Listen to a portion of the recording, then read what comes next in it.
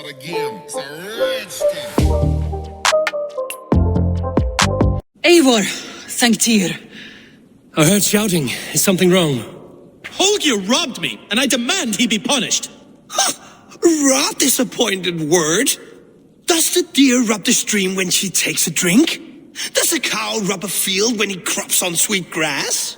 Eivor, this matter requires sensitive judgment. Will you?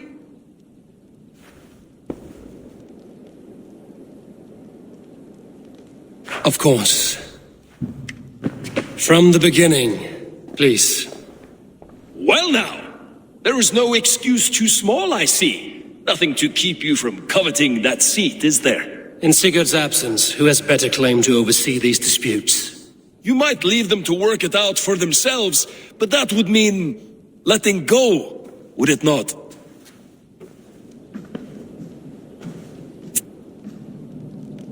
Please start again. Tell me all that has happened. I will start. I have been falsely accused by this Saxon Philistine. A Philly what? Are you mocking me? Silence, please. I will hear both of your complaints and render a decision, awarding compensation if needed. Understood? Rowan, tell me your version of these events. As you are aware, Holger and I are neighbors. Near enough that I often catch him at my stables, stealing my tools. Borrowing. Holger, let him speak. Stealing, borrowing. My point being, I have always allowed him to use whatever he pleased. I greatly admire your Norse generosity and had hoped to match it. But this morning, Holger stretched the limits of my grace. Entering my stables for their feed, I found my most beautiful, gentle mare stripped of her tail. Bereft, not a strand in sight. I am ashamed to say my natural suspicion drew me to Holger, and how right I was. For when I peered across the lane, there he was, gripping a horsetail brush slathered with indigo, dragging it across a sheet of Painting, Rowan. I was painting. You make it sound so crude. You see? Such willful arrogance. It will take ages for Ilgafur's tail to reach its former length. I demand compensation. I understand. Thank you, Rowan. Holger, let me hear your side. Eivor, you have known me as a skald for years. You have seen how my poems bring life and joy and wisdom to our people. And you know that my work requires a certain, let us say, freedom to make use of rare resources to compose my verses. Often when lacking the proper tools, I have made use of novel items. Alvis's walking stick, Tovi's inks, all were given gladly. You cut off my horse's tail to make a brush, you bleed. Rowan? As I was saying, this morning in the throes of poetic reverie, I realized that my latest piece required delicate brushwork. I could have used a frayed stick, some cloth, my hands, but no. I needed something gentler, softer. To make a perfect brush, I needed the fine hairs of a well-raised horse. And so I availed myself of a local resource. You clipped Alfgafur's tail to the rump without asking. It was early. I did not wish to wake you. Thank you, Holger. I believe I understand your position. I believe I have heard enough. If you will... My horse looks like a fool, Eivor. No handsomer than a donkey now. You must do something. Do not conflate hair with beauty, Rowan. She remains radiant. Elgifur's hair will grow back in no time. Quiet, both of you. Now listen. Holger, Rowan is clearly in the right. You sheared the tail from his horse without gaining permission. I borrowed the tail. Borrowed! Does the reality of regrowth not make this a victimless crime? It is a two-victim crime, Holger. Though they are unharmed, you took without asking, and that will not do. As the horse's value has diminished significantly, you will pay Rowan its market price.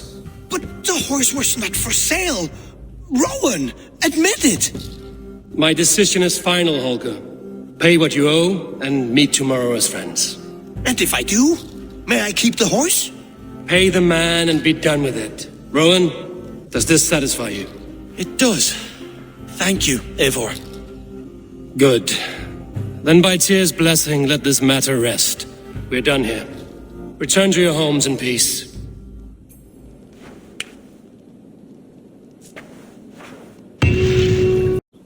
Randvi, what is this? Another dispute, I'm afraid, with Holger stirring the pot once again. Will you set in judgment? Judgments are the burden of a Jarl. This is Sigurd's duty now. He refuses to leave his quarters. Right now, you are the only noble fit for this. I don't know. It is not my place. Please. Only until Sigurd recovers his strength. All right. Once more. Gudrun, Holger, come forward. You will state your cases and I will hear you out and be as swift in my judgment as I am able. Gudrun, you may speak. I have been robbed, Eivor. My property defaced. 3 days ago, I discovered some of my sailcloth missing. I scoured the settlement in search of it. Passing Holger's home, there I see it. Boldly displayed and worse, defaced, with scrolls and silly stories upon it. Lies and slander! Holger, quiet. You're well acquainted with the rules of this trial. Now, Gudrun, what did you do upon discovering your sailcloth? I confronted him, demanding silver. For sil with Holger's inky scratching cannot be sold or bartered, can it? I ask only that I be paid for the property that was taken from me, yet he refuses. So Holger took something that belonged to you and defaced it. Now you wish to be paid for the item. Do I understand? That is right. Holger, what say you in your defense? Short days ago, I found a pile of mildew-stained detritus beneath the docks, and salvaged what I could. I wished to use it as a canvas, you see, as a conveyance for my latest works. The sailcloth was in such a state, and so obscured from view, I assumed it was refuse, abandoned goods. I see. My motives were honest, Eivor. Would a thief be so brazen as to display the fruits of his crime? Hardly. Yet here she claims I have robbed and defaced her property, when all I took was rubbish left by to rot. Nonsense. My only crime here is that I gave something ugly and decrepit a bold new life. I see. So you feel Gudrun disposed of something and now unreasonably seeks its return? Exactly, yes. All right, I have heard enough. I might have profited from that cloth. Holger has all but robbed me of a future boon. It was garbage. Yet now it's a part of something greater. If anything, I have increased its value. You ought to thank me. Oh, I will thank you with the back of my... Quiet! Let me speak.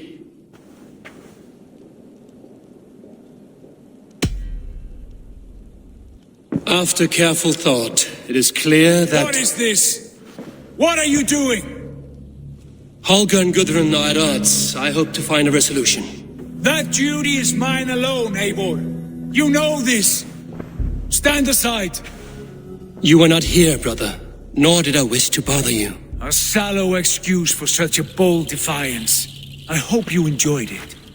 Are you finished singing, my dear Skald? My Jarl, as I was saying, Stop! Enough! I have heard more than enough to render my judgment. For as long as I've known you, Holger, you have spun words into lies. You weaken the minds of children and delude the minds of men. I've shown you too many years of tolerance. And rather than exist in grateful meekness as Holger the liar, you sink lower. You become Holger the thief, robbing a woman of her livelihood, all in the name of your stupid stories. Sigurd Jarl, no, that is not the... This is the consequence of your actions. You will pay Gudrun the value of 30 sailcloths. 30 times? Surely you jest. That would ruin me, Sigurd. Do I look like one to play pranks, Holger? Pay the fee, or be exiled. Great, Jarl, if I may. I seek only compensation for a single sailcloth. The rest is... 30 times! In silver! That is my judgment. Eivor, please. Does this not seem unfair? Sigurd, the punishment must fit the crime. Your judgment is cruel and unfair. Cruel and unfair. Oh, no. No, you have it backwards. I am the definition of what is fair and what is not.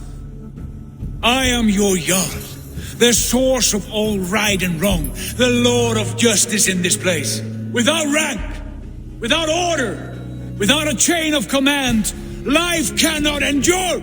Chaos will reign. Do you understand? As my brother and my Jarl, I back you, Sigurd. But in the face of injustice, I cannot help but speak. Have you never in your life known when to hold your tongue, Eivor? Nor defer to those wiser than yourself? My judgment stands. 30 times the sailcloth's value. That is final. Thank you, Lord, for hearing us out. See to it that judgment is carried out exactly as I have said. Should the need arise again, do not fail to rouse me.